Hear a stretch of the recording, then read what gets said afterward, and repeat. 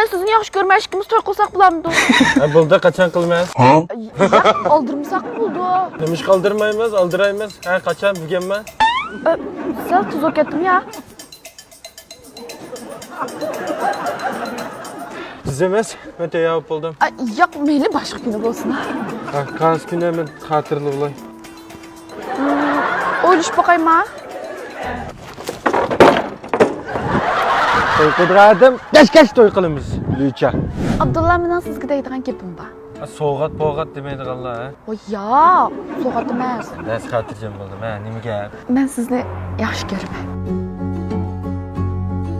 Men sizning shu tonkay tishlaringizdan tatlayoq kulishingizni yaxshi ko'raman. Og'zingizni tirishmadim deb qo'yib, o'sha o'g'liqchi kashga javob qilib ishlab tirishingizni yaxshi ko'raman. Undan keyin qishingizni pulolmasimi, yo'ldagi mushuklarga xoticha olib, nollarni chaynab yuzishingizni. Demayli qo'ysa bo'ldi. Nima bo'ldi? Yanada sirma o'zini bek yaxshi demdek his qilib qolganman.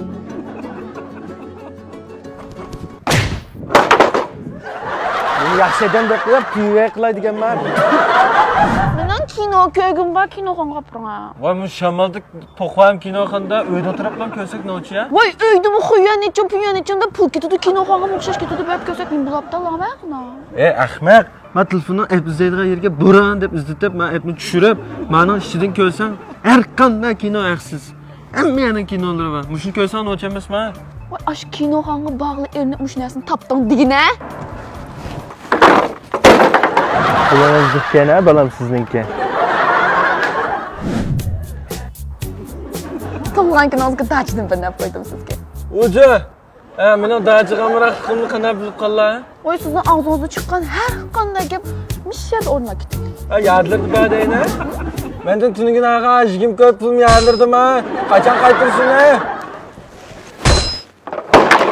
Mana bizlar dachab turib qo'yib, jigim ko'p puldan qutlaydigan bitan. Tayyor bo'ldim. Sal tuz ketdim ya.